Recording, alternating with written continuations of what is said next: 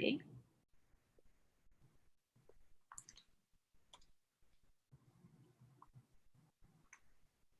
Okay, so let me start. Let me share the screen from my side.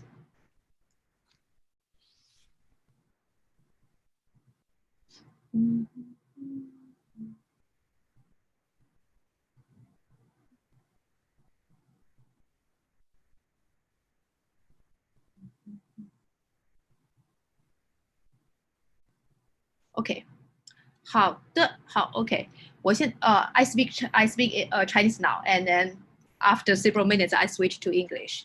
好的，那个非常感谢大家今天来参加我们的这一个思慧教育的讲座哈，因为今天我们的时间呢可能不是特别的多，因为 Jason Paul 他只有1个小时的时间，所以我就非常快的过一下我们前面的介绍。华人咖啡俱乐部呢，我们成立于2017年，是位于纽约的一个华人的一个在线的社群。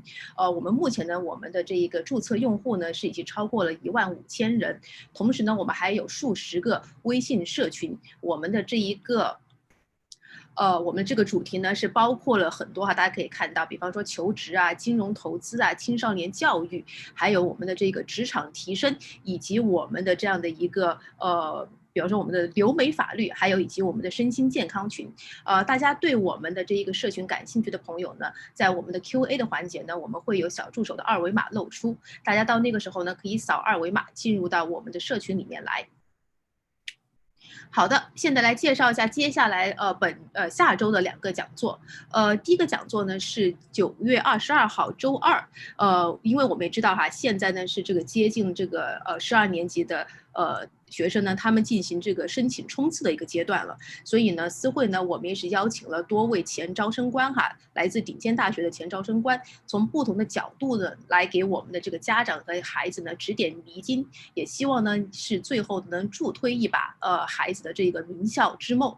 我们周3的话呢，是请到了前杜克大学的招生官，他带来的这个主题呢是最后一刻 last minute 的这个大学申请文书写作建议。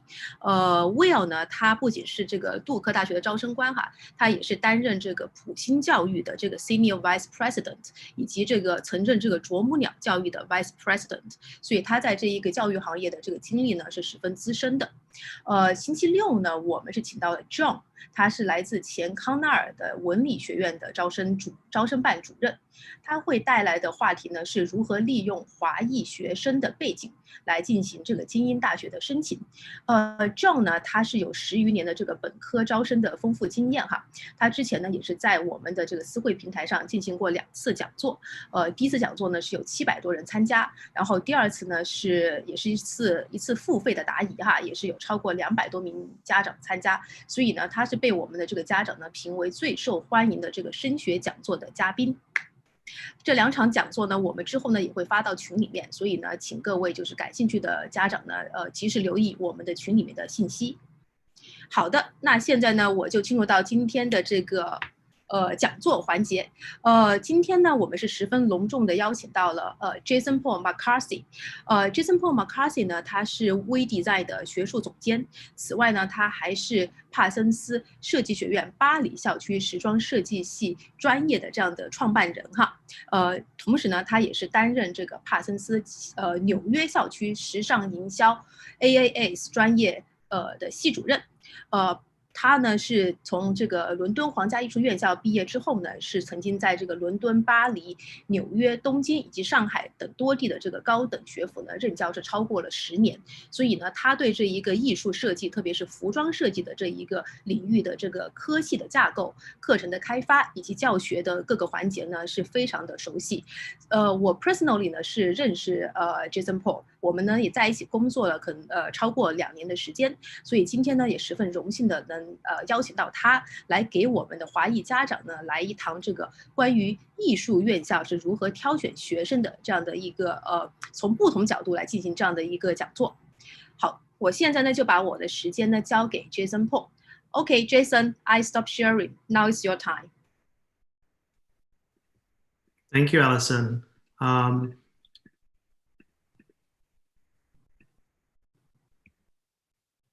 So thank you very much for joining us today. I'm excited to talk to you. Alison has briefly gave a little summary of my background, but I'm just going to add a little bit more into that. And hopefully today I'm going to share with you a little about why studying art design is the future, but also some helpful techniques and tips and some advice on how to prepare yourself to apply to the top art and design school and what some of these schools are looking for in their portfolio and your application. And please, again, feel free to ask questions at the end, and hopefully you find this encouraging, inspirational, but also just really insightful into thinking about studying art and design. We might have parents out there, students from undergraduate, pre-college, high school, so hopefully this information can really be appropriate for all of you different audiences. So as Alison said, I've really spent a career across art and design, working at a number of different companies in the US, in the UK, in China, and also in Paris. And I've been able to really put together a lot of information and experience and expertise about how to really study art and design. I studied at the Royal College of Art in London, and that's where I trained to be a fashion designer on my MFA in fashion women's wear. And after that, I went on and had a good career, working as a designer, working as a creative director. But education was really something that I felt powerful to do. I feel education is really the opportunity for the future, and it helps you to really create huge change. And we'll talk a little about how art and design really helped change the future in a video that I'll share shortly.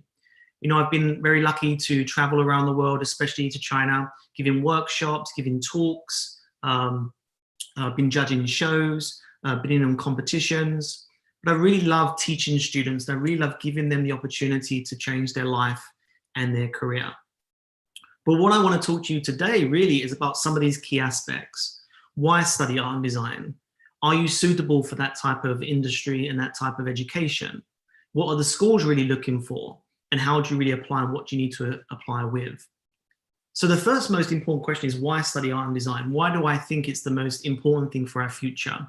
Well, it's not about painting a pretty picture. It's not about designing a dress. It's more powerful than that. And I'm going to share a quick video, and this is from a video from the Tate Museum in London. And they talk about why studying art and design is very important.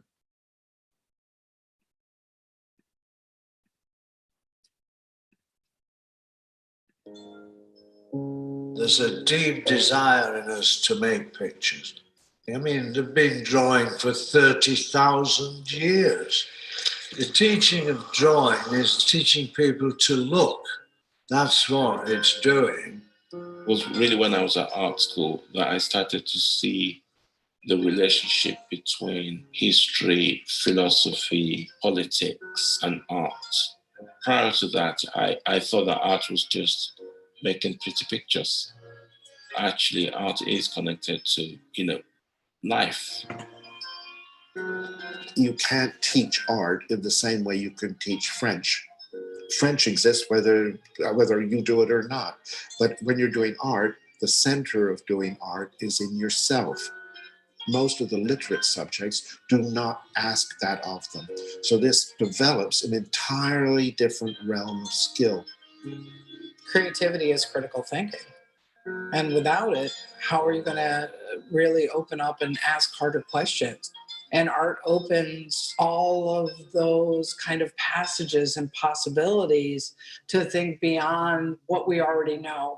In a child's education, that doors need to be open to other universes, other modes of thinking.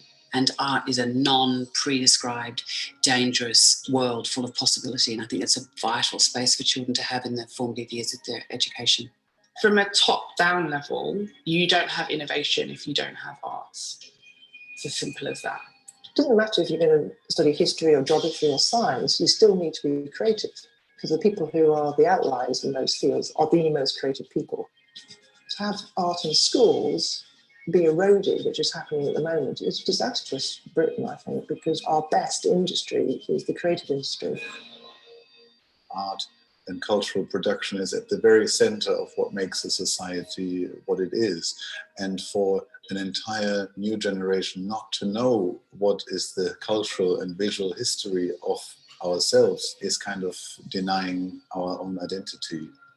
Art is a reflection of the society that we are, the kind of mirror that art holds up, the way that art helps define the identity of a nation, that you can trace that back historically It's deeply embedded in humanity. What art education does to people who are not going to be artists is giving them the opportunity to build certain aspect of themselves that otherwise will be either ignored, undeveloped, or repressed. It's all about kids finding out who they are, and they're all different.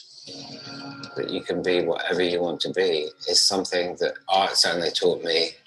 It can access a part of your brain, body, spirit, mind that nothing else can. Nothing is more stimulating, exciting, consoling than looking at a brilliant painting. Art in schools shouldn't be sidelined. I think it should be right there, right up in the front, because I think art teaches you to deal with the world around you. It's the oxygen that actually makes all the other subjects breathe. There's a great quote by John Ruskin: art shows us what it is to be human. And really that's why art should be on the curriculum.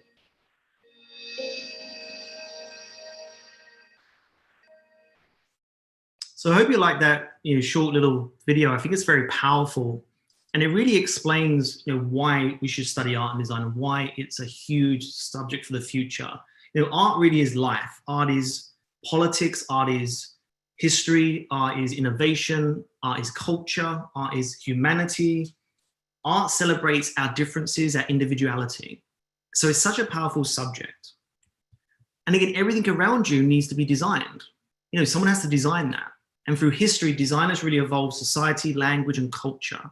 And again, design really creates us a better future of inclusivity, access, equality, and opportunity. And of course, as a student studying art and design, it improves your elements like the eye coordination, problem-solving skills, lateral thinking, critical thinking, self-expression, creativity, confidence, and that sense of individual identity. So again, art and studying art is not just about painting a picture, it's not just about designing a dress. It is such a human instinct of culture that we've had with us through history. And again, design also gives you opportunities to enrich your life through experiences like traveling, connecting to people, new customs, new cultures, new interactions, and also stretches your mind with new possibilities to question and observe and create. So I'm a big believer and a big supporter of art and design, of course, to enhance your life and your career, but also everyone around you.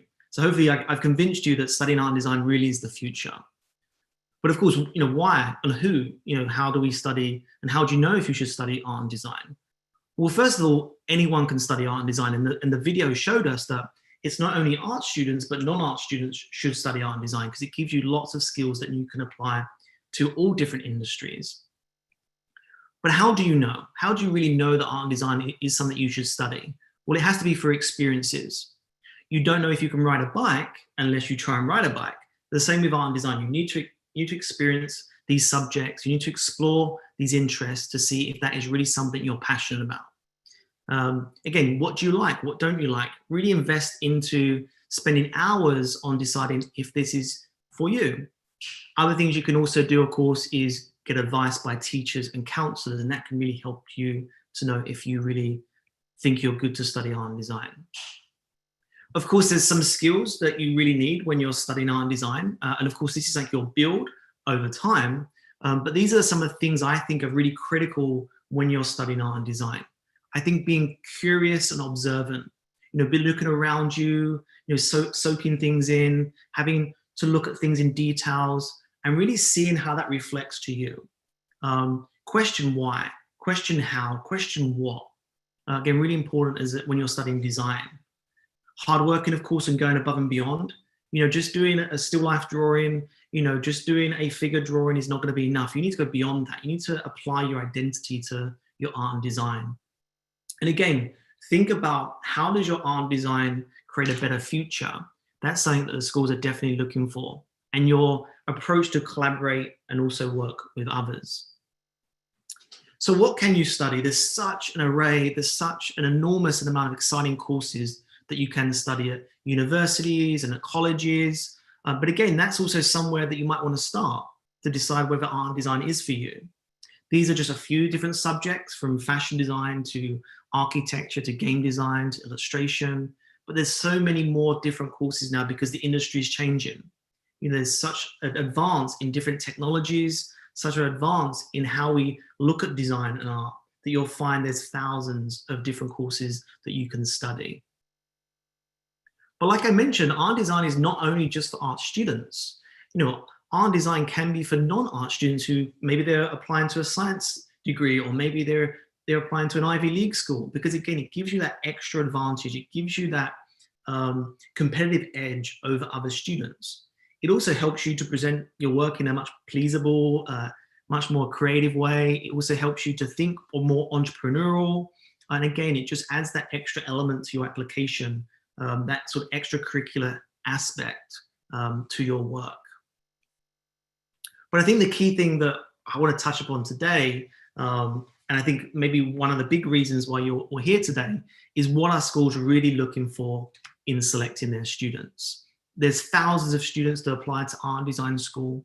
They all have very good skills. They come from very good schools or courses. But what are they really looking for? What are they really looking for when they select you? First of all, each school is very different. They might look at certain things in a different way based on the city that the school's in, based on the program you're applying for, based on the mission of the school. So again, invest time into really researching the school, researching the campus, researching what the types of student work have come from that school before. Also take a look at what they're doing externally with partnerships, and that will also tell you the types of students they're looking for. Because you're an ambassador of the school, and that's an really important aspect. So this is 6 of the key ingredients that I think that a lot of these schools are really focused on when selecting their students. We'll talk a little bit about the actual application, which is the portfolio side, the reference letters and the essays. But these key ingredients are what is really unique to what they're looking for as you as a student. The first thing is this entrepreneurial mindset, that you're ambitious, that you're thinking beyond just the normal. You're being adventurous. Think of Elon Musk and SpaceX, for example. He's so entrepreneurial. He's thinking beyond space. He's thinking to go all the way to Mars. He's thinking about driverless cars. So they're really thinking about an entrepreneurial mindset of being ambitious and thinking beyond what is already exists. A global citizen. They're looking for someone that really is connected to the world, connecting to different cultures, willing to exchange and work with diverse communities. Someone that's very worldly. Someone that's willing to share their art and design to impact not just their local environment, but their global environment. Someone that's really caring and compassionate about design and human society. And again, this compassion and caring, I think, is something that we really need now in our world, and design is a very powerful access to that. One of the things I think is the most important thing is you being unique to yourself and your design identity, your perception and your focus of authenticity. And what do we mean by that? Is basically you are the most important thing in your art and design. You are the most important thing when you apply your art and design, because it's you. Art is you. And that's what they like to see in your work. That's what they really want to see as part of your portfolio, part of your application. So again, you really want to show them who you are, your personality, where you're from, what you find unique and what you find very interesting. So again, your unique perspective, which is your design identity and your character and authenticity. And then the last one is being an ambassador. You're an ambassador of the school. You're representing the school. When you go and you're accepted, you become an ambassador of that school. And you're going to be going out there in the world as a designer that's from that school. So they want to celebrate you. They want to support you. But at the same time, you're going to be an ambassador to that school. So again, how you approach yourself, how you articulate yourself, how you come across in your portfolio, in your essay, they want to think, wow, this student is going to be an amazing ambassador for us. This student is going to be someone who's going to go out there and be a beacon of light, a lighthouse of design. And again, these are some of the key ingredients I think that they're looking for. And you might ask me, well, how do you show that you're an ambassador in your portfolio? Well, maybe the ambassador part is in the interview. Maybe the ambassador part is in the essay. How do you show that you're a global citizen? That could be in one of your projects. Your projects could be something that's more about a global citizen project. It might be about impact environmental impact, it could be a social cultural impact. So again, that's something that you might want to consider. They also want you to share how you think. So, your brain, your mindset, your methodology to design. And that normally comes across in your process pages in your sketchbook. Because again, they don't always just want to see a final outcome. They also want to see your process, how you think, how you connect, how you make decisions, how you observe. And again, that's why sometimes just a final outcome is not enough. Showing your sketchbook and showing your process. Again, how you feel, how you get inspired, who inspires you, what you get inspired by, your views, your observations. Again, that's really going to help them to understand the type of student you are. How you connect your research, how you connect your methodology and your design process to create that outcome. And again, that's why I said, like art, it's not just about painting a picture. There's so much more in your portfolio, in your application that these schools are looking for. But I think one of the key things now, especially these top design schools, is they really want you to think about and really to share and see your reflection on society through your art. Because like I said at the beginning, art is the future. Art is going to be what impacts the environment in the future, society and history. It has been for hundreds of years. So again, that's an important aspect that you want to try and reflect in your application. So there's some of the very critical things that schools are looking for. But of course, as well as them critical things, there's also the application itself and the application material. And these are requirements, of course, from multiple art schools. Some are very similar, some are a little bit different based on the type of school. But one of the most important, obviously, application for art schools is this portfolio. And the portfolio of work that represents you, some of the critical elements, but also additional elements when it comes to your technical art and design skills. So what you'll find when you're applying for art and design school, there'll be some similar elements that you have to include and of course apply with. There's forms, there's transcripts, there's scores. But I've highlighted here some of those key elements that you're gonna have to focus on. Portfolio, if there's a school challenge, a personal essay, and then the last two, which is a letter recommendation and the interview. The interview sometimes is optional, but definitely the letter recommendation from a faculty, a counselor, someone in a high position to really be able to share their experience and share their evaluation of you as a student and your artwork. Really speaking to you as a creative individual, speaking to your strengths and speaking to your potential. But we're going to focus a little bit on the portfolio right now because again, today's session is only about 45 minutes to an hour long. But again, each of these elements will make a difference. There's not one that's going to just tick the box and get you accepted. All of these things are elements that are going to be considered for your application, especially the challenge. If you're at a certain school, Parsons, RISD, FIT, each have different challenges based on their requirements. So developing a strong portfolio. And again, we have a lot of students in our program we design that are developing these portfolios, and I get a lot of questions and I support a lot of students in developing their portfolio. And the key thing with a portfolio, of course, it needs to show some critical elements that we spoke about earlier about your creativity, your global citizen mindset. But of course, it also needs to share some of your unique skills. So what are your skill sets? Whether it's Photoshop, whether it's graphic design, whether it's fine arts, it might be animation. So of course, you need to show some of them skill sets in your portfolio. Your interests, you might be interested in the human body. You might be interested in nature. You might be interested in space. You might be interested in a certain type of area of your program or your major. It needs to show your design process. So again, like I said, not just a final outcome. It needs to show your research, your sketchbook pages, your doodles, your thinking. And again, that's really one of the critical parts, I think, of a portfolio that some students miss out. And then the schools find it hard to really understand how you think. Your creativity, so again, how you transfer your research into an outcome. How do you, take an object that maybe you've been given as a brief and turn it into something amazing, something innovative? How do you change and add your unique perspective on that, your unique design process? your design identity, and again, that's something that you'll build throughout your journey as an artist and designer.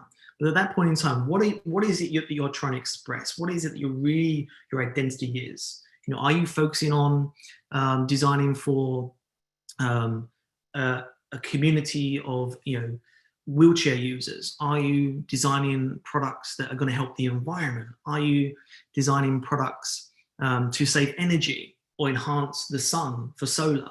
So again, really having a focus on what that could be is really going to help the schools look and see if you're the right one for that institution. Curiosity is a key thing for me. Like, if you're not questioning, if you're not reflecting, if you're not, you know, asking who, what, why, then I don't think that necessarily art and design is for you, because you need to be very curious. You need to be invested in your subject to explore it to the point where you're really grabbing the resources, you're really having a conversation with yourself and your art. And again, your unique vision. But when we think about the US universities and the UK universities, the most important thing that I encourage you to show, again, in your sketchbook, is that experimentation process. Again, the breadth of who you are, what you can do, and your personal identity. So I think if there's one thing I want you to take away with today, is show that experimentation in your portfolio. And again, your portfolio, when you apply to art and design school, isn't the end. You know, you're not an end designer, you're not the end artist, you're still work in progress. You're going to be a work in progress throughout your life.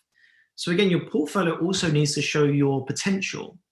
You know, you're not going to be maybe the best illustrator yet. You might not be the best fashion designer yet. That's okay.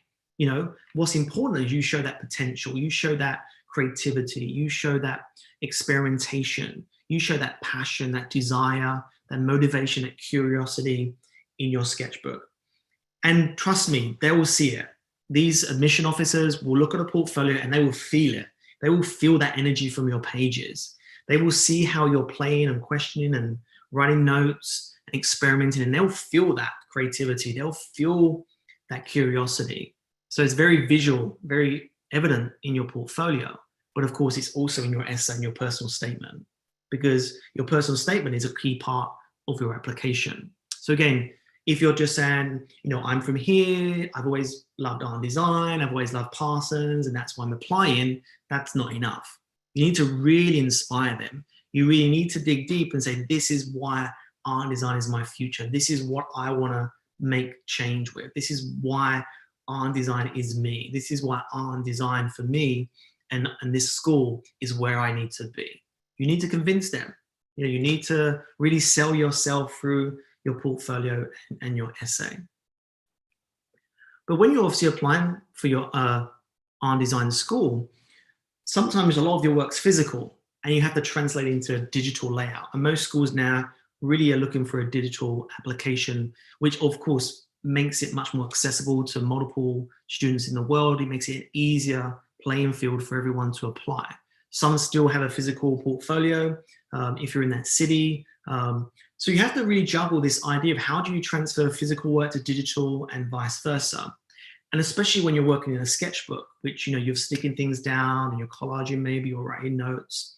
So again, one important thing that I would learn as a student and try to get some tips on is definitely transitioning your work from physical to digital, because you could do an amazing image, amazing painting or sculpture, and you could really document it in a really bad way. You could really photograph in a really bad way or scan it in a really bad way, and you're not going to get the true creativity, quality for your application. And I've seen a lot of that portfolios, and that's one of the things that if you can really do that really well, then you're gonna have a better chance. I've seen really bad ones. And then in the end, you don't show your potential. So again, physical to digital, try and learn all of them skills. And it can be a little bit hard, but again, this is an example of a sketchbook. So again, this is great, you know, image development of this student. This student's actually a fashion student. She's developing her project based on nature and humans and how we need to all connect back to nature. So this is her sketchbook. This is another student of mine, but again, this is how you turn it into a digital format. So you can see how now this is a separate project, but you can see how the student has digitalized her sketchbook. She's, you know, used the software to put it into this format. So it's clear, concise, and really shows their experimentation, really shows their research, shows what they're interested in, and really shows that full process from beginning to the end with the final outcome. Again, this is another student. This is a student that was applying more for graphic design. I think it was RISD, I think, or maybe SVA. And again, this is sort of the first little development of the concept, creating this sort of pop-up brochure book, and then working on this final outcome and trying to document it and photograph it. But again, just shows that creativity in that process. But of course, some schools are going to ask for, still life drawings. They're going to ask for observational drawings. They might ask for just one, sort of outcome. And you can still put it into your portfolio in a very creative way. Again, this is the same student that you saw earlier. And as you can see here, he's able to not only do some graphic design, publicational, he's also able to do some still life and show his expertise across multiple subjects. And again, he's really been able to scan his work from the physical to digital really well.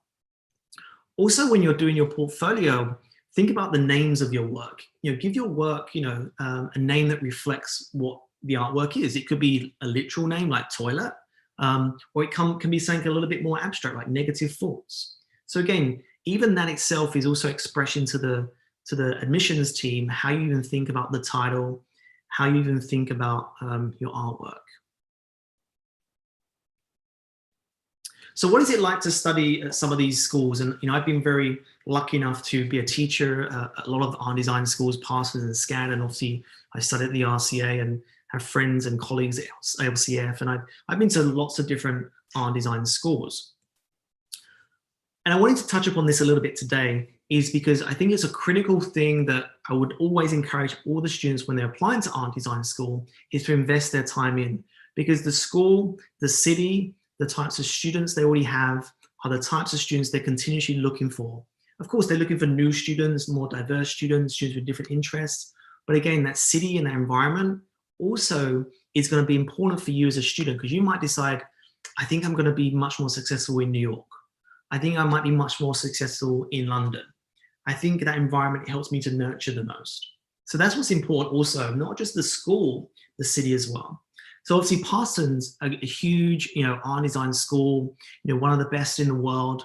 I was lucky enough to be a professor there and a director. But the city of New York is Parsons' laboratory of learning. It's not just this building, it's not just your classroom. The city of New York is amazing. It is just full of inspiration, just full of creativity, full of curiosity. So again, Parsons as a school is very much about inside and outside learning. It really uses the city as a laboratory of learning. At Parsons, you'll do a semester-based curriculum, 15 weeks. You'll have classes with your professors and your fellow students, and you'll gradually build your skills in your subjects to your final thesis collection. What Parsons do really, really well is they do a lot of collaborations. They do a lot of partnerships with external organizations to support students' learning, but also help them to win awards, and also to help them on that transition from being a student to graduation. And one of the greatest things about Parsons is they have also Parsons in Paris. And I was lucky enough also to be a director at Parsons in Paris. So you can exchange, you can go there for a semester. And again, that unlocks even more potential as a student and designer to study in Paris and get a different context to your art design, but also learn new techniques and new skills. Savannah College of Art and Design, another really successful art design school based in Savannah, Georgia. They also have a school in Atlanta. But Savannah is very different to Parsons because the city is very different. I would say Savannah's a little bit more relaxed. It's a little bit more charming, and I think it's less heavy and less intense than New York. It's a little bit slower, but for some students, it helps them to focus more.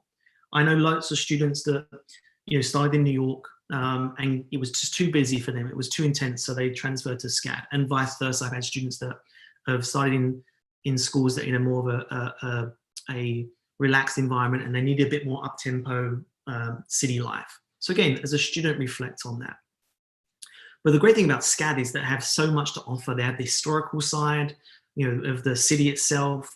They have a huge film festival, and they also, have a really interesting mix of the old and the new, not only in their interior design, but also in their programs.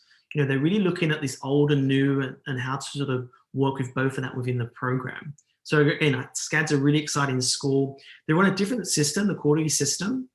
So again, you'll have the similar things with your faculty in your classroom, and again, your resources around you.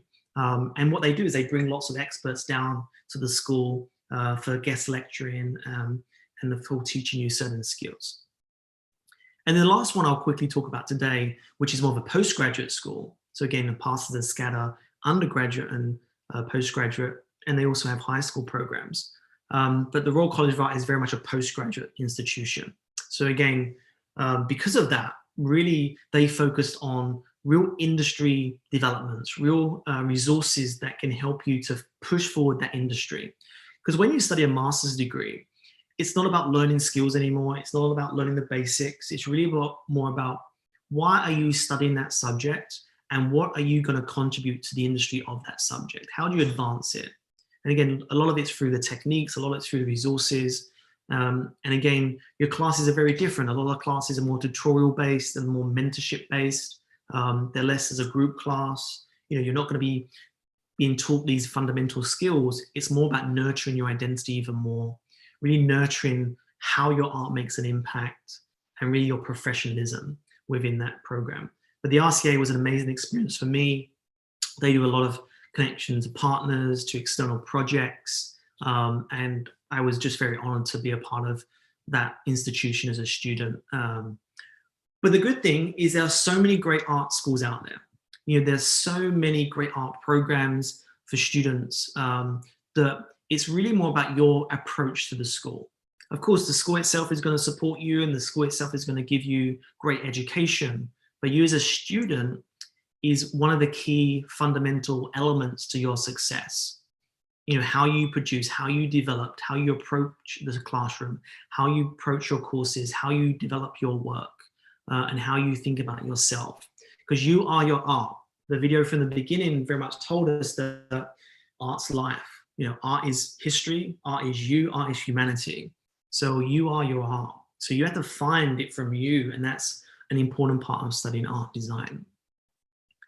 So the last thing, you know, I'll cover today, and hopefully you can have some questions to ask me at the end, is how do you prepare yourself then? So I've told you, you know, why studying art design, you know, I think is really important and a really valuable career for the future. I've sort of shared the types of techniques or criteria that schools are looking for when you're applying to art design school, and sort of the portfolio aspect.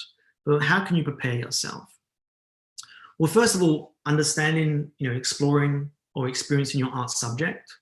So then you know what you love, you know, what you love to study, you know, what school you would love to go to, what city you would like to be in. And again, sometimes students find when they're even beginning that journey, they don't know. So they apply for undecided major, and that's okay too. The key is to have some idea by doing some experiences, by doing some still life drawing, by making some garments or creating some sculpture. You'll have a connection to that. Be committed.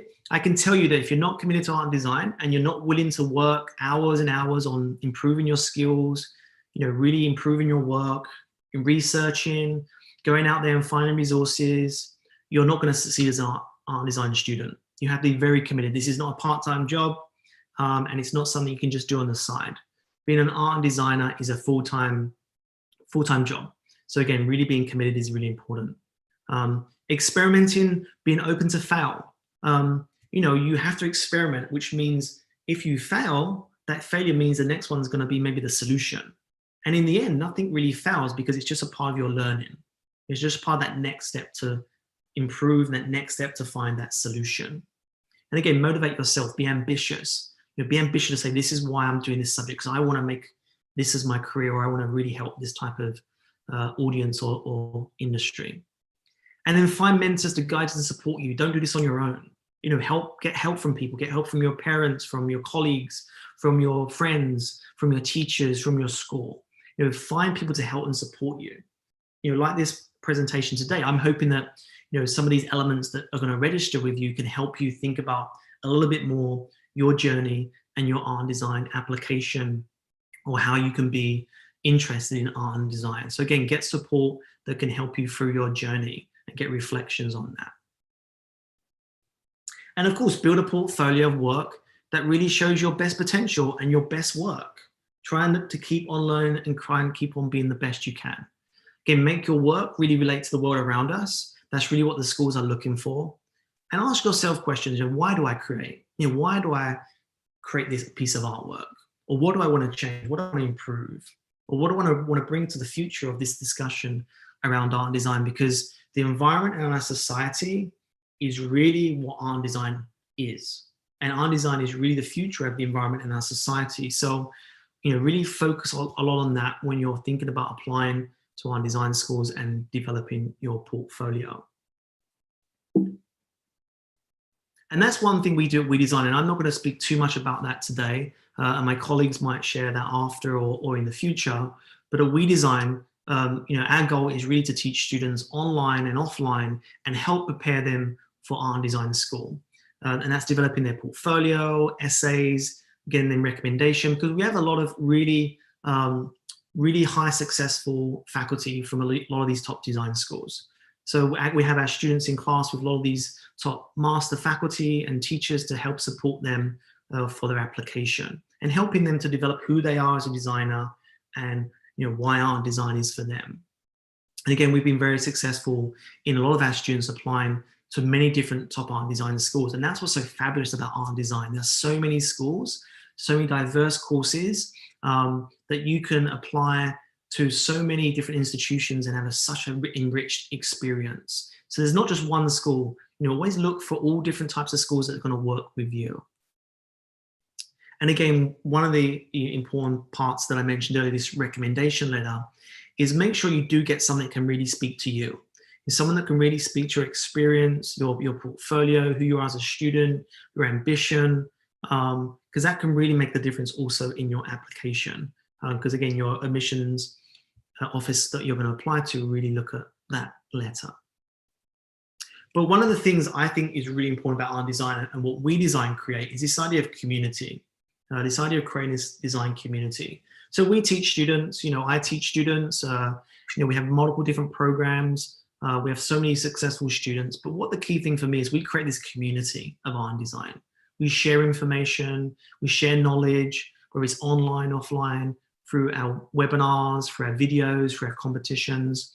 So again, whether you're interested in We Design or not at the end of the webinar today or in the future, I still would encourage you to connect to us, learn from us through different platforms and just engage with us as a community, because you'll learn a lot and that can hopefully help you on your journey, and hopefully that can help you think more about art and design as a career.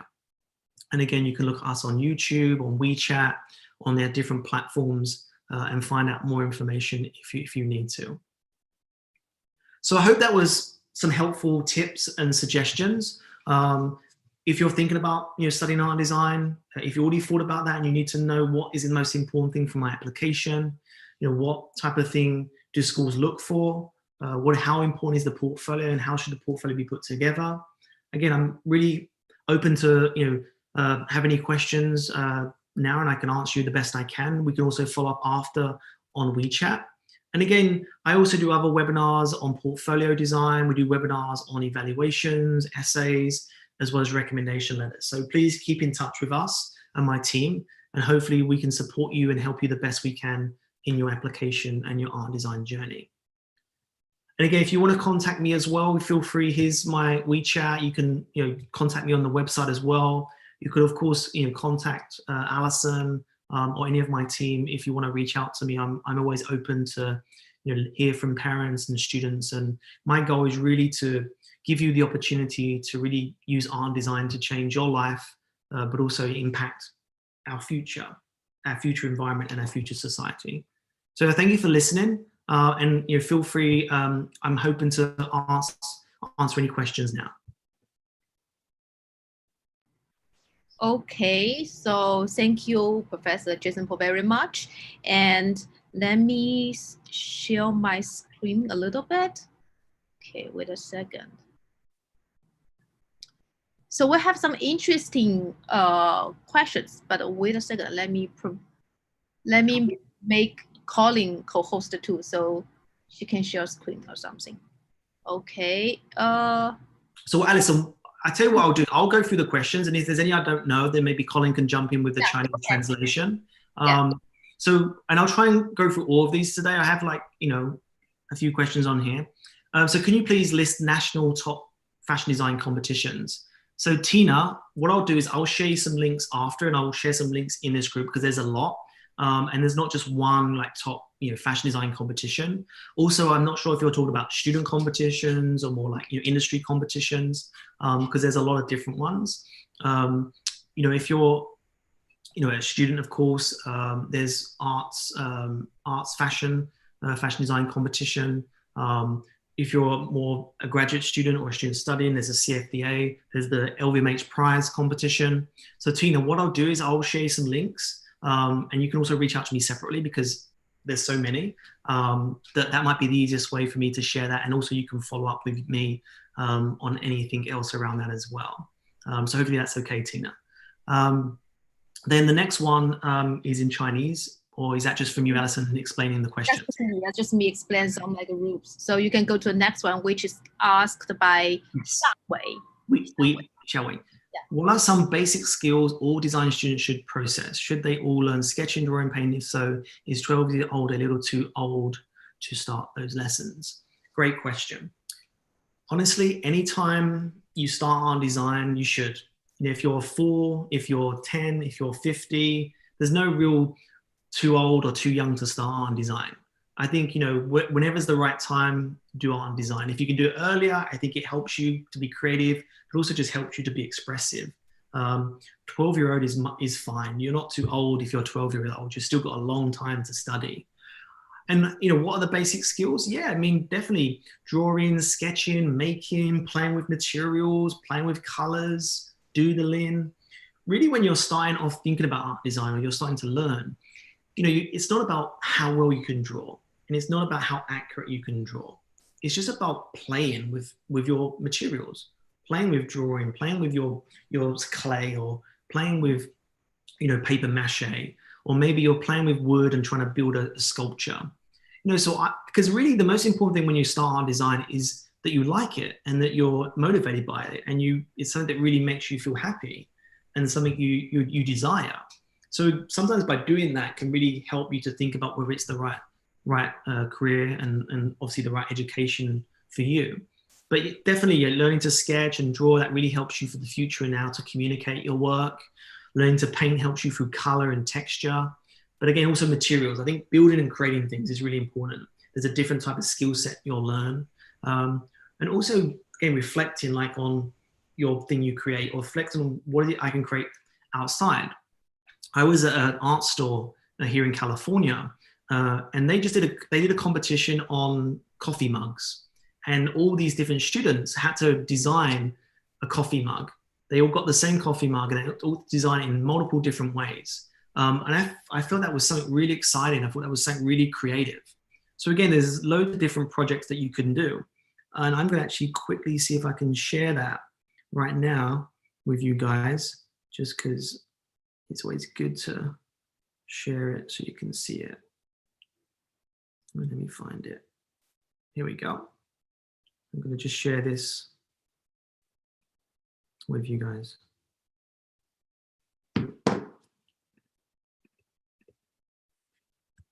Oh, it's taking a little bit while to upload.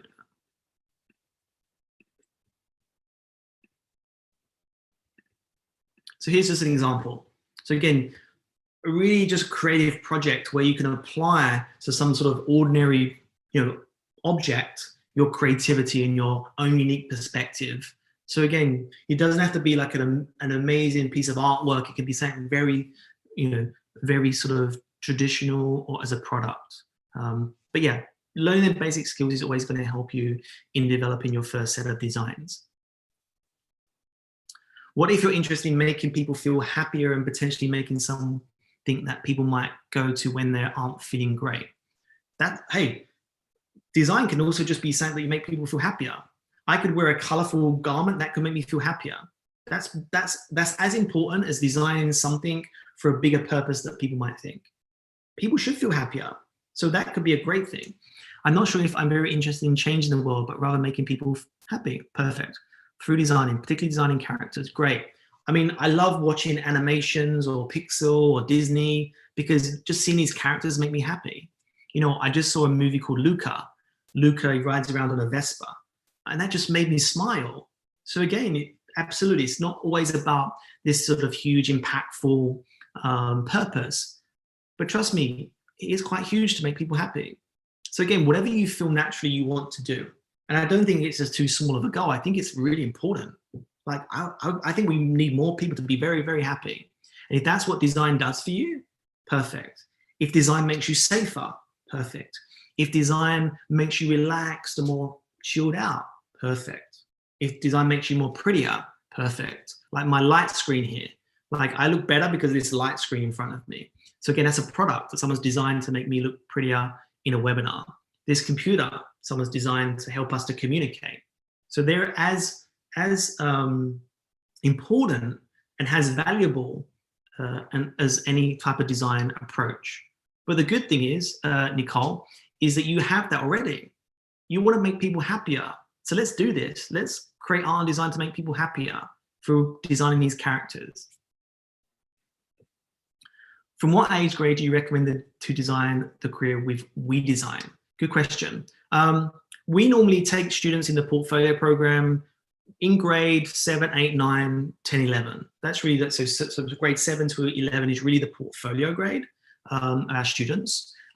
Before that, we normally do, you know, offline summer programs or more sort of traditional art and design skills like sketching and drawing. But when it comes to portfolio and thinking more about that for art school, we sort of do 7, 8, 9, and then 10 and 11 are 2 separate, more advanced courses. So if that's helpful, hopefully grade 7 to 9 is sort of the first part of the foundation portfolio, and 10 and 11 is really more the application to the schools. And again, Nicole, please follow up with me if you have any further questions about that. You know, if you have ages and grades in mind, and I can help you and recommend that. Oh, Nicole's got a part 2. Also, what if we are not able to pay tuition? I'm afraid I won't be able to pay the art school. Again, great question. Of course, you know, that's an important part of your application. And what we do, We Design, when we're looking to apply to the art schools, of course, we are trying to look at your scholarship as well. We've been lucky enough, again, I don't know what the total is today, but I know that when I last looked at it, it was over 2 million. We've been able to successfully get over $2 million of scholarship for our students. Again, that just can change your future. You know, we had one student got over 100,000 you know, scholarships for a school, and you know, so many different schools that offer scholarships now to help students that maybe can't afford some of these tuitions. Again, I wouldn't use that as your first, like, I can't study art and design. I think that's the criteria that we have to consider and find solutions for. I think the key thing is, do you want to study art and design? And if that's your passion, I believe there's a solution out there. I believe there's an opportunity for you to be able to study. And it might be that you pick a certain institution that you get more scholarship from because that helps you to study art and design. And again, there's so many great art and design schools out there. That's why I think, you know, you're in for a good opportunity to still be able to, you know, reach your dreams by studying one of these top schools. It could be a local school, it could be an international school. But of course, tuition is also something you have to consider. That's why we really focus a lot on scholarship when we apply with our students. And our students are very successful with their scholarships. Some students also do part-time jobs when they're studying as well, and that could also help with their tuition fees. Sometimes they can transfer some credits, which can also help their tuition fee as well. But of course, you know, education is something that is invaluable. You know, although it might seem when you're applying for art and design school, it seems expensive, but trust me, you know, I couldn't be where I am today and had the career I've had and the journey I've had without going and studying a top art and design school or just an art and design school. It's an invaluable experience for me, and it's priceless in that respect, but I also understand that it does cost money. So we should look at scholarships, we should look at competitions and how we could help to reduce that. So thank you for that good question to Nicole. Okay, the next question is in Chinese, and my Chinese is not as good as Alison's and Colin's. So So that's not a question, so you can keep going. Oh, perfect. Hopefully it's like you're the best. Actually, that's some parents said if it's in Chinese, it would be better. Yeah. Okay, well, I'm sure that we can follow up and provide, some more Chinese in the future. Okay, thank you for your presentation. Can you advise how to build a great foundation in terms of art skills set for the art college admissions? I mean, if you're really thinking about the foundations, of course, I think about the principles of art design. So of course, there's drawing, there's making, there's, sketching. I think, and maybe film and animation or motion, getting a camera, taking photography, just using technology too. We have a foundation program that's 2D, 3D, craft, and digital. So again, 2D is your drawing, you learn how to sketch, draw, it could be characters, it could be observations. 3D, you'll learn how to make, create sculptures, could be create a garment, play with materials. Then there's a craft. So craft is applying some sort of craft. It could be pleating, it could be printing, screen printing, it could be some craft. And then the digital could be Photoshop, Illustrator, could be using a camera to photography, it could be create a film or a movie, making some models. So I think, for me, 2D, 3D, craft, and digital is the good foundation skill sets to build for your college admissions application. And again, that's our foundation program that we can discuss separately with my team if you'd like. And that really helps you to think about all these different elements of art and design. So thank you for that question. Made me think of our foundation program. How early should the students start preparing for the art college application? I mean, as early as possible. When it comes to the actual physical application, I think 2 years to build your portfolio for application is a good amount of time. Can you do it in 1 year? You can, but I think you have to have some art and design experience before that. We do still take students with 1 year left with no art experience because we can build a portfolio strong enough for the application. But I would recommend, if you had the time, 2 years is really a good amount of time for your portfolio application. Of course, prior to that, you should still be learning art design skills, some fundamentals, playing and having fun and just learning. But again, if you're really serious about studying art and design, I would give yourself at least 2 years for the portfolio, but it can still be done in one year if possible. Again, sometimes it depends on the student's schedule, depends on, also their background. Are they at an art school or not currently? But that's a good question, thank you. What's the career prospects of art students? Oh, what a great question. It's endless. It's endless. If you, again, look around you, I can look around in my room and everything in my room is designed. From the building to my computer, to the apps on my phone, to my tools to design with, to my work over there, my garments, my curtains, someone has to design curtains. So again, everything around you gets designed. So what I tell students when they're thinking about their career, of course, the first thing to think about is your subject. So is it fashion? Is it graphic design? Is it animation? Is it industrial design? Is it in interior design? So once you get your subject, then you can start maybe thinking more about career prospects. And don't think about career prospects in like, I want to be a designer. It doesn't really mean anything, right? Everyone's a designer anyway. When you get up in the morning, you design what you look like. You design your makeup, your hair, you design what you eat on a plate. So don't think of, I want to be a designer. Think more about what you want to create and how you want to impact that. So whether it's the environment, whether it's some sort of community. Do you want to create posters for a music festival? Do you want to be someone that creates buildings that are more sustainable? Do you want to be someone that creates a language for visually impaired? So again, there's so many career options if you think more like that and less just about being a designer. And also, the good thing about design is a lot of them careers or the positions are not there yet because they will be in the future. A lot of the careers out there now won't be there until 5-10 years time because we'd advance our technology and we'd advance our society. Creating digital artwork, that wasn't there a few years ago, but now we're creating digital artwork to sell. Again, if we think about apps or if we think about sort of social media, that wasn't there before either. So now we're designing these social media platforms, Zoom, for example, to teach online. So again, when thinking about your career in art and design for students, Don't think about being a designer because that's just too general and everyone's a designer. Think more about your subject, maybe what you want to focus on, what you want to impact. Again, it might just be to make people happy. Okay, so how do you make people happy? Where? Do you make people happy in a gallery space? Do you make people more happy if they're in a nursing home? Do you make people more happy at a kindergarten school? Do you make people happy more in a playground or in an environment space? Do you decide to focus more on an office for your interior design? Do you focus more on homes for your interior design? Do you focus more on parks for your external spaces? So again, that's how I would try to think about your career, and hopefully that's helpful. Does Parson value SAT scores and GPA highly? Is there a minimum requirement, or do we need to focus on our portfolio instead more? Again, I would always recommend you go to their site to get the full information of GPAs and requirements so that it's accurate. One of the most important things is TOEFL scores as well. So always consider that, especially when you're applying to some of these schools in the US specifically. Everything is something that's going to be considered.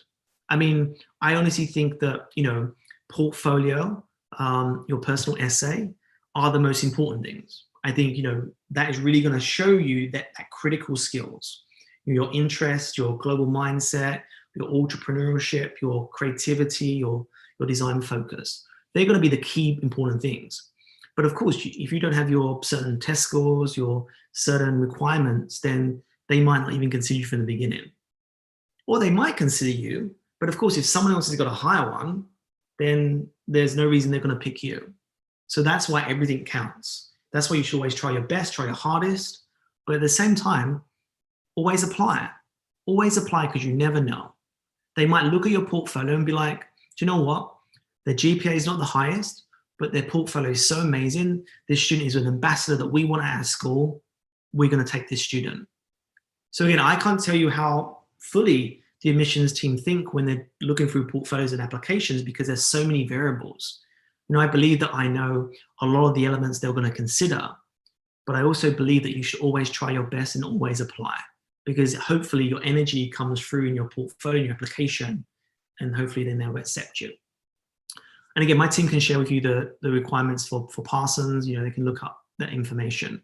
When we work with our students, we go through each school and we look at all the requirements to make sure you satisfy them in your application. Okay, question. Would you suggest us to visit museums and galleries, art shows to get more creative ideas, or take art classes in our limited time? Oh, absolutely. Immerse yourself into art, where it's museums, galleries, online, offline. Because the thing is, art's been there for hundreds of years, and we need to learn from the past, the present, to develop the future. So you need to look at the masters from the past hundreds, 200 years. You need to look at, the masters of the Renaissance, the medieval. It really helps you to look at the context of art and design over history. It gets you inspired because you can see how other people have applied their personality, their expression. I just recently went to a Van Gogh exhibition, and oh my God, it was amazing. There was all his paintings in the room on a projector, and I felt Vincent van Gogh. I felt his emotion. I felt that I understood his work much more through this exhibition. And that helped me to think more about my art. It helped me think about how do I want to express myself, but also how he thought, how he uses materials, how he was inspired, how he was questioning. So again, I would definitely suggest that you try to visit museums, galleries, art shows. The more that you can reference, the more that you can be inspired by, the more it's going to help you understand you and your artwork and your application. And sometimes I get students saying, but I don't want to copy. And if I look at other people's, I might copy, and that's not a good thing. Everyone's been looking at everyone else's artwork for years, for hundreds of years. That's part of art and design. It's part of evolution. It's part of technology. You get one piece of technology and then someone improves it. You get this one, then someone improves that. They build off that latest technology. The same with art and design. They build off the latest bit of art and design, whether it's fine arts, fashion, and they improve it. So you have to look at it. You have to understand what comes before for enable you to use your creativity for the future. Of course, don't copy, Don't plagiarize. Don't just do what someone else has done. I want you to do what you interpret that to be and inspires you to create a better product or a better innovation. But of course, also take classes. Again, that's more of a self-reflected, inspirational journey of referencing. You go into art galleries, questioning them yourself. But again, sometimes you need experts, teachers, mentors that also teach you skills or mentor you with your work too. I had a class this morning with a student, and we was talking about her inspiration, and I was saying, what are you inspired by? How are you going to transition that to design? What things do you think you're missing? What are your strengths? How can we make it, improved? What about if we look at it in this way? So sometimes you do need that mentorship as well to help you develop your art and design. Because sometimes you think something looks good, but something that looks good doesn't really relate to anything. What's good, bad, and ugly is very subjective. What's more important is the critical questions about, is it related to your inspiration? What are you trying to improve? How is it trying to impact something? How are you making people happy with this design? How are you making it in a certain way? That's what's really important. And that's what really you want to try to build as your critical development. So thank you for that question. But yeah, I'm a big believer in referencing, visiting museums, go online, whatever you need to do to get more references. If students want to apply for a non-art school or with art as one of their talents, what's the difference of the portfolio preparation? I mean, it depends on the school. Again, it depends on the school's requirements for that application. I would say the big difference is the fact that you're going to have something more than someone else.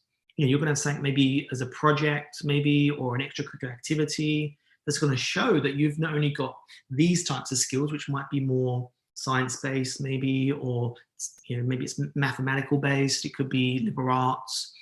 Maybe you're applying for I don't know, maybe an engineering program. But then you've got this other aspect that shows your creativity, shows your innovative thinking. It shows that you can also apply this aestheticness to your work. It also shows how you can present something maybe in a much more desirable way, but also that you are able to cross different industries. And that's one important thing that maybe I didn't cover in today's lecture, is that no longer the students really study one subject and they keep on going. Schools are really looking for students to be cross-disciplinary. They're looking for you to go to that institution and, you say you're a graphic design student. I'm going to also work with a fashion design student. I'm going to work with an industrial design student. Or if you're maybe an illustrator, I'm going to work with an animation student. I'm going to work with maybe a student in photography. Because in the end, you're going to get greater work. You're going to get greater outcomes. And together, working with other people in an industry, you can create something much more impactful. You're not going to be able to do everything on your own. So again, I would recommend students, when they think about art design, also broaden their skill sets, be cross-disciplinary, learn from each other, learn from different skills and subjects, because actually what that can do is that can improve your subject and your work. And that's where innovation comes from. Innovation comes from cross-disciplinary learning, referencing the past and the present, and then designing your expression and your art for the future. So that's really how you want to try and look at art and design. But thank you for your questions. Very great questions, very crucial questions. If you feel I didn't fully answer your question, please, follow up with me after. I'm happy to have a dialogue, happy to have a call. You can reach out to my team. Hey, Jason Paul, I think Yolanda actually is raise her hand all the time through the whole webinar. I'm just wondering, do you have any question you wanna, I'll mute you and you ask, or just mistakenly raise her hand? I think she lower her hand. So anyway, so yeah, I think she disappeared. Well, look, Yolanda, I'm raising my hand too. I see you, I hear you. So again, you can feel free to reach out to me as well. I'm happy to help and support you. But thank you for all your questions. This is actually the part I love the most, because I really would like to, where possible, provide my suggestions, my support to you individually with your specific questions. So I love this part of the webinar because I feel that we're able to really talk about some of the questions that maybe I didn't touch upon in the actual presentation. How do you contact me? Okay, well, you can contact Alison, you can contact my WeDesign team, or again, here is my WeChat. Oops, there we go. let me go to the end of the presentation. Here we go. So again, you can scan the QR code, and I'll accept you at some point in the next few hours or few days. You can even go on my website. You can have a look at some of my past work. But definitely contact Alison. We've got some great programs. We do evaluations of just portfolios. We can just look at your portfolio of work. We can look at your background and give you some suggestions. And that could be with some of our faculty and myself. Or if you want to take a larger program, a number of courses, or if you're interested in applying to art school, again, feel free to reach out to us, and we're happy to discuss it with you. And we're here to help you. I'm here to support you, and I'm really passionate about how art design can really make a difference. So that's my goal, is to really help you find out who you are and how you can make a difference. Okay, thank you, Jason Paul. Thank you very much. I know you have the QR code doesn't work. Okay, I show you some, maybe Jason Paul, wait a second. I show you this one. So if you can. Okay, there we go. Use this one then. If you guys want to have more questions to ask Jason Paul, I mean, you can scan the QR code on the left side. Yeah. So you can get into our WeChat group and we can do some follow-up. You're right, it was invalid. Sorry about that, guys. Anyway, you can still find my WeChat at Prof. Jason Paul. But thank you for finding that, and that was good design thinking. That was good critical thinking and observation and curiosity. So you was able to point out that mistake, and that's important. Trust me. Like if there's something that's not right and something you need to improve, then you need to point it out. So I'm going to give you an A* for telling me that didn't work. And I'm going to make sure I fix it. And that's part of design. That's part of improving. The code is too small. Maybe it's time to do that too. Okay, thank you, Jason Paul. So, I mean, I know you are running short of your time. So it's an honor to have you to speaking to our audience. And okay, so maybe now we give the time to Colin. So Colin can introduce a little bit about the way design programs. I'm going to do one thing. I'm going to do one last thing before Colin introduces the programs. And again, this is an example to all you guys out there that never settle for second best. Never settle for things that don't work. Always make sure you can find a solution. And always make sure then you can share that solution. And you're probably thinking, what is it? I'm going to share you my WeChat. And hopefully this is the right one. Here we go. Here I am. So you guys can scan that now, and hopefully you can connect to me. Does that one work, Eden?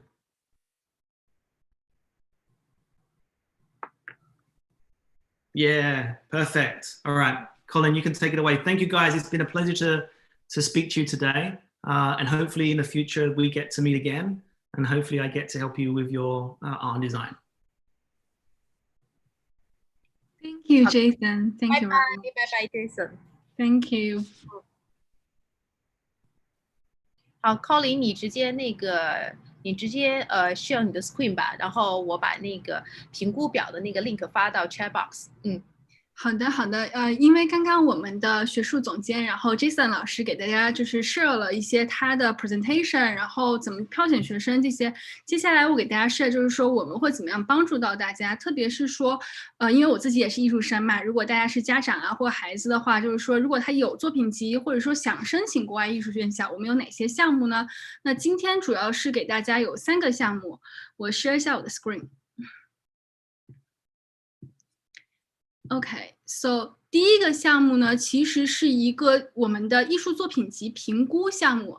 这个项目其实是给有一定基础的孩子们的，就是我们家长可能会觉得，我的孩子他会画画，比如说他会摄影，然后他自己做了一些作品了，我们可能不需要找外面的老师给他进行长时间的辅导，他自己的水平是什么样子的，我们特别想知道，能不能就拿这个去升帕森斯，能不能就拿这个去升普瑞特呢？那这个时候呢，我们的艺术作品集评估项目就是1对1的对您的孩子的这个作品集项目来进行一个评估。然后呢，不管你有什么内容，可能你觉得我的作品不是很多呀，不是很专业啊，但是只要你在这个评估过程中跟老师提出来，然后你最后想到达的目标是什么样子的话，他都会给你一个很好的建议。我现在大概介绍一下，就是说我们的评估过程呢，是学生会准备一个作品集和他的问题清单，包括我这个作品集适合什么样的学校，我这个作品集适合什么样的专业呢？因为比如说就说设计吧，设计有产品设计，有这个工业设计，有建筑设计，有 UI UX 设计，然后sorry， 我在screen， 对，你没有点开吗？啊，我点开啦，我看我这边看到的是你没有点开哎。不好意思，我刚刚没有点开吗？对，你试一下，我这边看到还是没有点开。对，现在呢？你要不要重新你 stop sharing 一下？你 stop 然后再。我好像打开这个就不能点开，为什么呢？我 stop share，sorry，不好意思，我们的同学稍等一下。怎么会这样呢？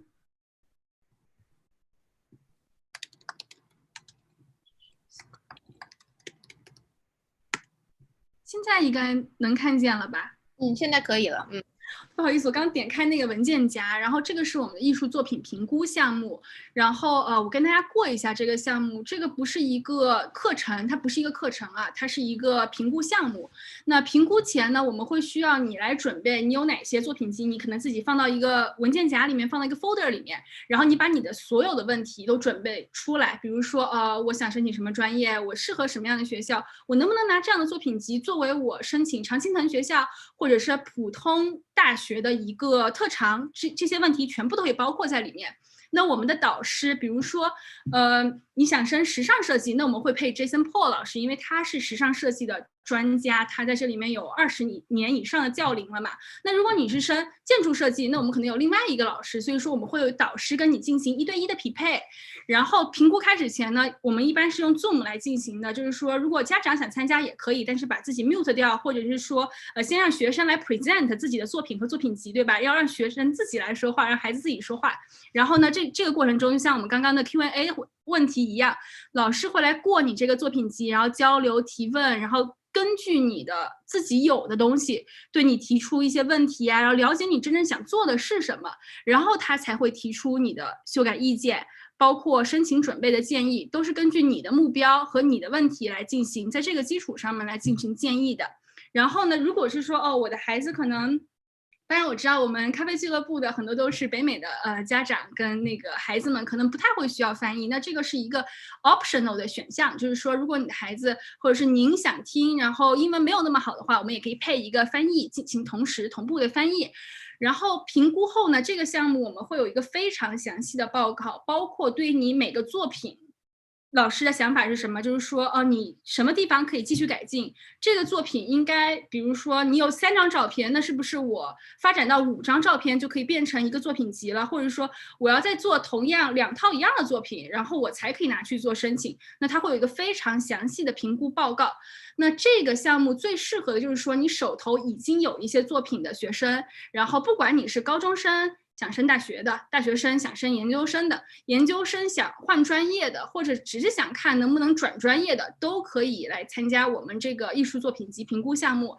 然后这个项目呢是价格是$300，然后呢在申请的过程中也会就一些面试的技巧啊，然后怎么写你的个人陈述，就是你的文书，都会给你更多的建议。所以这个项目是适合所有一点点作品，然后不知道自己该不该考艺术院校，或者想考艺术院校不知道现在的作品做到什么程度的，是最适合这个项目的。然后也可以跟我们的老师进行1对1的交流，我们都是1对1匹配的。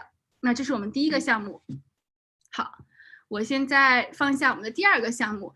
第二个项目的话，我这边介绍的，因为我知道我们有更多的家长可能是自己的孩子对艺术学校感兴趣，但是大家可能觉得我们不一定要升艺术院校，我们可以把这个艺术院校作为一个备选，但是主要我们来升一下常青藤的学校，或者是美国前10的大学的话，用艺术来作为一个特长，那最适合你们的是这个单项作品集背景提升1对1。然后刚刚我在 chat box 里面也看到有家长在问，就是说那我做一个背景提升，就是我把艺术作为一个特长，和我真的去升艺术大学有什么不一样呢？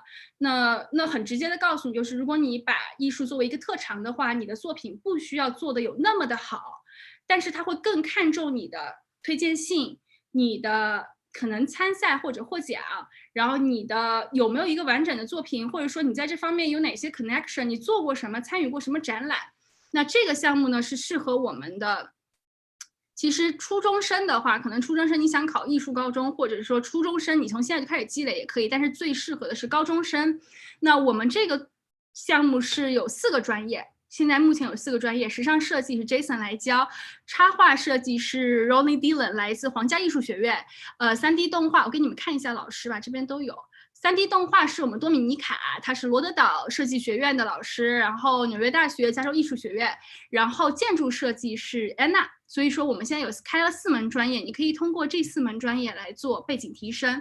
那我们这个课程是保证学生上完以后有作品产出，保证我们会帮你把你的艺术作品印刷成册，或发表的话，或发表可能你要自己去买书号，但我们会保证你印刷成册，然后保证你的作品呢会参加我们的学园艺术展览，一个大展，然后你就可以把它写进你的不管你是申请什么大学都是有一个艺术展览经历，然后保证你会收获这个教你的老师的1对1专属推荐信。那这个含金量还是很高的，因为大家看到我们的老师都是不是说 top 5也是全世界 top 10的吧。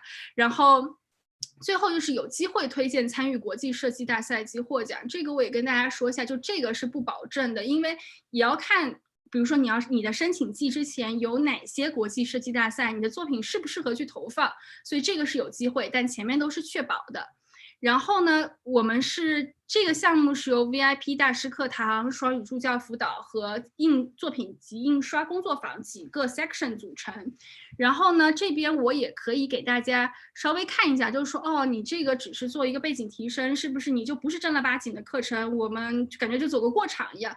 那我也可以给大家看一下我们的那个课程大纲，你就知道其实这个课程还是为你孩子还是就是怎么说它是很好的设计，然后让你能真的学到东西的。所以我给大家看一下我们这几节课的课程大纲。好的，我来给大家看一下。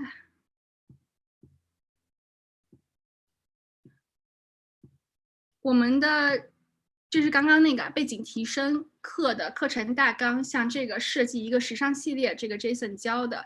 那我们的看一下啊，我们从你的时装设计流程与研究、视觉叙述，然后立体剪裁，然后 design identity 设计发展、设计迭代，然后到你的 fashion collection， 你最后要做一个 fashion presentation， 所以它也是非常系统化的一个东西，你最后能把这个作品给做出来的。然后这个是我们的 Ronnie Dillon 的角色设计，我刚刚说成插画设计的，但是他也是做插画。OK， 然后呢，就是这是我们的课程计划，我给大家过一下，不是说现在就是大家要看到，而是说我们的课程是非常精心设计的，不是说就是一两节、两三节，然后给你做个背景提升，上课就完了。这个是真的希望大家能学到东西的。好，这个是我们最后是我们的3D 动画，因为动画也是这些年比较火的一个专业吧，大家可能想尝试的可以来试一下我们这个3D 动画课。OK。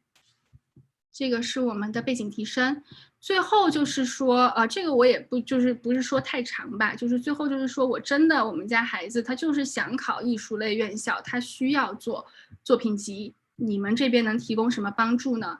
那这边的话，我们是这个 VIP 作品集项目。为什么说这个项目我也可能不会说太长时间？因为这个 VIP 作品集项目呢是1对1的，然后完全是按照您孩子的他的目标、他的基础，然后他感兴趣的内容来进行课程设计的。所以说，这个课程的话，每个人都不一样。然后我们最终是以帮你孩子做出一份能够申请国外，不管是国外最顶级的艺术类院校，或者是你拿去申请欧美这些顶级大学的艺术类门科的这样的作品集，是真的用来考大学，然后考研究生的这样的 VIP 作品集的话，这个要参加我们这个项目了。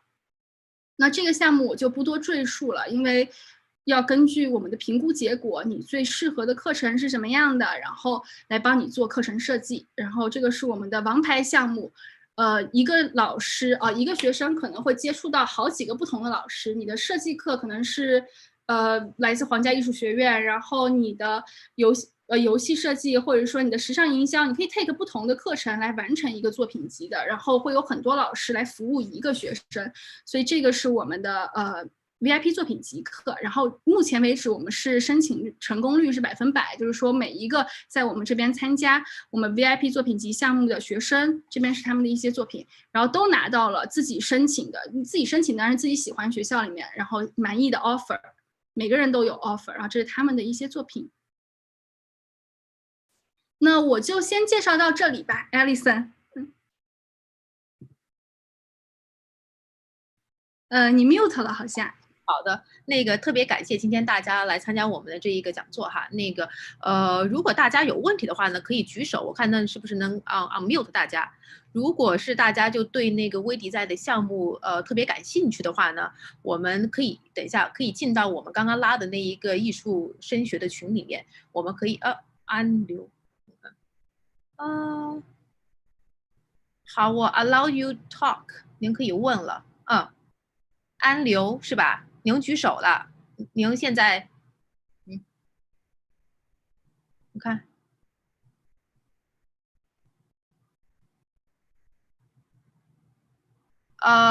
，wait a second， 您可以说话吗？我好像可以，我已经 unmute 你了，安留同学。不好意思，我刚刚无意把那个东西打开了，我没有问题 ，sorry。所以你不是要问问题是吧？不是的，我不知道怎么。好的，行，谢谢。行，那个我看一下哈，可以把刚才快速飘过的宣传册发给大家吗？还有人就是微迪在的联系方式是这样的，您可以进到我们这个群里面，因为我们也想减少我们的那个小助手他们的一个就是说咨询时间嘛，所以大家如果是想要比较认真的进行一个咨询的话呢，我建议大家的话可以扫一下这个二维码。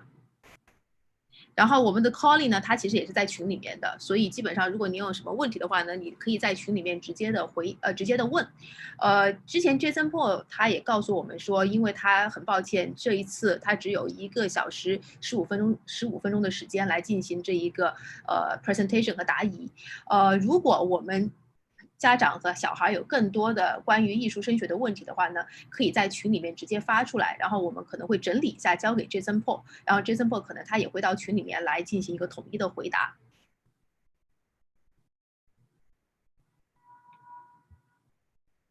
因为那个微 design 的这一个项目的话，它可能有3个项目吧，一个刚刚他说的那一个1对1的作品集评估，因为好像这个讲座开始之前的时候，我有接到我们的那个咖啡的一个观众就问到说他小孩想要参加一个比赛，但是现在已经有了作品集了，但是他想要就是说进行一个最后的一个评估，所以我当时就说你今天晚上可以来听一下这个讲座，然后你再决定是不是要参加这个评估的项目。目前的话Jason Paul 他自己本人可能会给出3个评估的名额，所以就是说如果您想要就是说进行一个评估的话，1个小时的评估，然后外加一些其他的一些 feedback 的话呢，您现在可以扫这一个右边的二维码，然后填一下表，然后我们的小助手呢到时候会联系你，因为他也是他是日程比较繁忙，所以我们也尽量不占用他的更多时间，所以我们只会给出3个名额。好的，行，我把它给stop sharing 一下。那个宣传册，我觉得也是可以通过那个填表咨询了以后，您说您比较就是，比如说您因为那个填表里面会选择你想要什么艺术专业嘛，那我可以把相关那个专业的比如说学生作品啊，然后更多的一些资料发给您。您刚刚说这个快速飘过的宣传册的话，我觉得就是说咱们有的放矢，就是说您想要看哪一个，然后你填表咨询给我留言，然后我都可以发给你们。对。到时候我们可以把这个宣传册分享在我们那个群里面，所以我们现在有一个这个专属群嘛，然后您可以拿手机对着这个二维码扫一下，进到这群里面之后呢，我们把那些更多的资料什么的发到群里面，这样大家看的会更清楚一点。然后现在有2个问题，如果大家时间还足够的话 ，Colin 你可以回答一下，或者我也可以回答。对，然后有一个问题是说，高中生什么时候开始做准备最好？可能是这个意思吧。但是首先就是我这个问题真的不能很 general 的回答你，因为您说是高中生，但我不知道你的作品或者是你的基础是什么样子，对吧？那像我自己的话呢，我是大学申请研究生，然后我申的是纽约视觉艺术学院，我准备的时间大概是1年左右，但是这是我的时间，我告诉您的，但是我每个人的基础都不一样。像我不是跨专业的，我本科就是学艺术，然后我研究生还是学艺术，所以对我来说，我的准备时间可能会比较短一点。但如果您是零基础的高中生的话，那刚刚 Jason 也说到，最好是2年，就是说零基础2年，你会有一个比较好 timeline， 尤其是说很多院校其实你们不知道，就是说 early decision 是一个拿 offer 率更高的一个时候，所以就是说你越早申请，你可能越早拿到 offer， 那你越晚申请，你要跟更多人去竞争，所以说高中生的准备时间我会说1年到2年吧，看你自己的基础。然后第2个问题是请问不是艺术类院校是不是艺术类专业院校不太看重比赛，更看重作品？综合类高校用艺术做特长，反而看重比赛。我觉得这个其实我可以说70%是对的。为什么呢？因为其实做一本真正你拿去申请专业艺术类院校的作品集是需要精心准备的。而你去参加一些比赛拿1、2个奖，这个东西其实如果你真的花时间和花一些钱去投资的话，这个东西不是很难，但是这个水分和你拿这个奖项的含金量也不一样，对吧？那你真的拿到一个设计界的什么普利策之类的奖，那可能也是很有含金量的。但是您这个第一句话的话，70%我觉得是对的，就是说如果你要申请专业艺术类院校的话，作品集一定是最重要的，而不是说一些可能没有什么含金量的比赛。但是如果你拿来做特长，你说哎我参加过这些比赛，那可能别人就觉得还挺好的，就是你有和没有的区别。那然后说，请问我家孩子喜欢怎么了？Colin， 我也可以补充一下那个他的问题哈，就是说是这样的，就是说如果你是要申请专业的艺术院校的话呢，他看的可能不是你的其中一幅作品或者是一个 project， 因为一般的它的 portfolio 的话呢，一个完整的 portfolio 它可能有4到5个不同的 module， 就是说 projects， 所以每一个project 里面呢，它从你的这一个构思到这个 process， 然后到最后的这个成型，它是有一定的这个逻辑在里面的。所以的话就是说不是说单幅的作品拿出去就可以去申请这个艺术院校，然后艺术院校他在看你的作品的时候呢，不只是说看你会不会画画，或者你最终的这个 final 的这一个 project 长成什么样子，它其实是看你整个一个构思的一个过程。所以就是这一点还是有点不太一样的。当然如果你说是拿去给综合院校来所谓的做加分项的话，他可能因为老师不了解所谓的艺术嘛，所以他可能只会看到那个奖项。然后我补充一下哈 ，Scholastic Art Writing 含金量很高。对的，这个应该是全美可能是最有名的，就是类似艺术类这样的一个比赛了。对，这个含金量是非常高的。然后 Colin 你可以继续了。然后他问他家孩子喜欢 fashion design。OK， 因为他孩子喜欢 fashion design， 然后这几个院校有什么区别？那这个我肯定1、2句话说不清楚，但是因为我就是在纽约读书，然后确实是认识一些在 Parsons 和 FIT 以及在普瑞特学 fashion design 的学生吧。您真的要问我有什么区别，可能我觉得 Parsons 的 fashion design 非常注重一些业内的 connection， 我觉得他们会跟很多业内的设计师啊，然后包括一些比赛吧，然后很有合作。然后 FIT 的话也是非常好，这些都是非常好的时尚设计类院校。FIT 的话感觉是更重技术，那我还是希望就是说，如果真实想就是咨询这几个院校的话，能给我们就是扫二维码，让 Jason 来回答，肯定回答的比我好。然后 FIT 的话，我感觉就是他们出了非常多很有名的，就真的让现在很有名的一些设计师，但是说比较重技术，他们的技术是很好的。然后普瑞特的话，如果是用我的朋友来说的话，因为我亲身经历，他们那边会有一些比较 creative 的 fashion design， 可能不是那么上 T 台的，而反而是在一些艺术展览做展览的。当然，我觉得我说的不是很准确，因为我不是这个专业的。然后这个问题非常的 broad， 我希望大家能fashion design 是 Jason 的强项，而且他就是 Parsons， 我希望大家能填表来咨询。我也可以再补充一下，因为我之前是就是说和 Jason 一起工作的嘛，所以其实 fashion design 的话呢，你看就是说小孩是不是必须要在纽约读这一个 fashion design？ 因为你想全美国的话，它当然 Parsons 的 fashion design 是排名第一的，然后它的这一个 resource 也是最好的。当然就刚刚那个 Jason 在那个讲座里面提到，就是说你学一个艺术专业的话，它本身的这个排名可能不是说最重要的指标，因为你所在的城市可能是也是比较重要的一个考虑因素。所以呢，很多人会选纽约和伦敦，因为这是两个所谓的这个时尚的中心嘛。当然，如果你说还有其他一个学校 fashion design 非常好的，就叫做 RISD， 那个罗德岛设计学院。他们的这一个时装设计呢，也是还蛮强的，但他们走的是更抽象的一种风格。就他们可能像帕森斯的话，它是比较实用主义，就你就知道美国的这个风格，然后呢，就美国实用的这种穿着风格。但 RISD 的话，它更像是伦敦或者是圣马丁那样的风格，就是它比较抽象，你可以天马行空的想你所想的东西，设计你想要设计的东西。所以这个主要的话还是看孩子自己本身的一个兴趣。对，好，那个继续。还有最后一个问题，OK， 好。如果申请艺术院校，在校成绩很重要嘛？那其实在校成绩就说标化成绩嘛。那每一个学校还是有他们的要求的，因为比如说，因为我是升研究生嘛，比如说升研究生的话，要求你至少所有学校 GPA 3.0以上，然后可能还有一些其他的要求，这个每个学校都要求不一样，但有要求不是特别高，可能但是每个学校都不一样的，在校成绩不会占你的申请特别大的一个比例，我是能说，因为作品集是最重要的。这两个学校时装设计风格，我想了解一下。您说的是哪两个学校？您可以打字在这里面哈。那个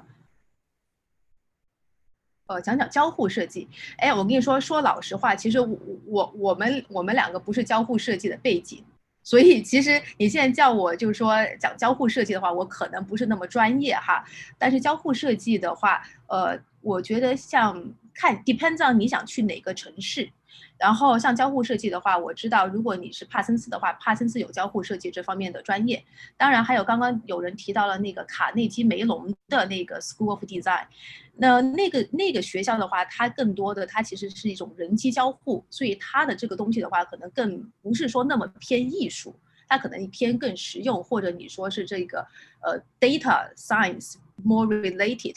所以我就看就是说小孩以后想要走的是什么风格。对，如果他是偏艺术一点的话，比如就是说动画设计的话呢，他可能可以比方说考虑像纽约的一些学校，包括 RISD 的动画也是非常好的，包括那个 Collin 毕业的这一个 SVA， 它的动画也是非常好的。但如果你想走的是更多的，比方说设计 APP， 或者以后甚至是想要转到一些 visualization、data visualization 那一块的话呢，如果你能考得进 CMU 的这一个 School of Design 的话，我觉得是非常值得去的。当然他们学校我知道也是比较难进的。那个纽约帕森斯和罗德岛的这个区别哈，因为这两个学校的学生，我都之前有接触过。帕森斯是这样子的，就是说帕森斯的对不起哈，我这在纽约，所以外面有那个 siren。帕森斯的这个他的教学风格的话呢，他其实更偏实用。你比方说他有毕业的比王大仁吧，那个 Alexander Wang。然后还有Marc Jacobs， 他的一些比较，还有Kevin Klim， 我忘了他是 Kevin Klim 是 FIT 还是帕森斯，是 FIT 的，对，然后他们的风格其实更是美国实用主义，它的商业结合的非常好，像帕森斯它里面的那个时尚营销专业，还有它的时尚管理专业，它是把这个商业和这一个 fashion design 结合的可能算是最好的一个学校。但是 RISD 的话呢，它其实就是一个比较 fine arts 的一个学校，所以它也不在纽约。那这样的话呢，它的这个设计风格的话，可能会更偏纯艺一点。所以罗德岛毕业的这个 fashion design 的学生呢，也同样非常优秀，但他们的这一个 idea inspiration 的话，会更狂野一点吧，可以这么说，就是它更天马行空一点。对，但如果你以后是真的想要进入这个 fashion 的这一个比较商业的这一块的话呢，我个人还是建议帕森斯可能比较合适你。然后下面还有那个也是来自 Adam 的问题，那个 Colin 看你要不要回答一下？是那个 SAT 吗？不是啊，有人问 SAT， 是不是也不太重要？SAT 就是这些标化成绩不重要，但有标准啊！大家不要想的就是说，我申请艺术类院校，那我 SAT 可能考个比较低的分数什么也可以，其实也不是的。像那个西部学校，基本上 SAT 都要100分以上，然后东部学校的话，每个学校可能差一点点，90多分，100多少，就是不重要，但是有标准，每个学校都不一样，所以说。要考进顶级的艺术类院校的话，也不能太差，就是，纽约帕森斯 ，OK。请问你们课跟自己的 pre-college 和 summer camp 相比有什么优势和区别？如果您刚刚看了我分享的那几个就板块的话，我们的课都是做 VIP 1对1的，也就是说所有的老师为您这个学生一个人服务，然后根据你的目标来帮你完成你的目标。你想考罗德岛，那我们帮你做一个专门用来申请罗德岛，或者说同时也可以申请其他学校的这个作品集。然后罗德岛有什么 challenge， 然后我们也会来帮你一起做。那其他各类艺术院校的 pre-college 和 summer camp， 它只是给你一个学分，就是说如果你真的考进去的话，你可以用这个学分，但是它不会帮你来做一个作品集，然后让你真的考进去。所以说这个是一个 main difference， 而且我们是多个老师或者是一个老师 VIP 来帮助学生，而不是说一个老师带一个大班的学生。那你的目标是什么？其实人家不一定知道的。一个 summer camp 下来。好的，那个我看大家应该我们的问题都已经回答到了哈，然后可能更多的互动的话可以在群里面进行，然后呢到时候我也会把那个填的那个表格的 link 放到群里面，然后大家呢就说如果有想进一步更多的了解微design的项目的话呢，你们可以填那个咨询表。OK， 好的，那特别谢谢今天 Colin 的这一个分享哈，那个也感谢现在还在线的70位观众，周末愉快，然后我们下周3。记得我们的这个思慧教育有一场专门的加长讲座，是关于这个 last minute 文书写作建议的。然后星期6的话呢，我们也是请到了前康奈尔的招生办的主任来给我们分享一下，就是说亚裔的这样的一个身份哈，在现在的这样的一个竞争的环境里面，如何我们可以把它从劣势变成优势，来另辟蹊径，来进行一个名校的申请。好的，感谢大家今天的收听，然后拜拜。好，谢谢大家，再见。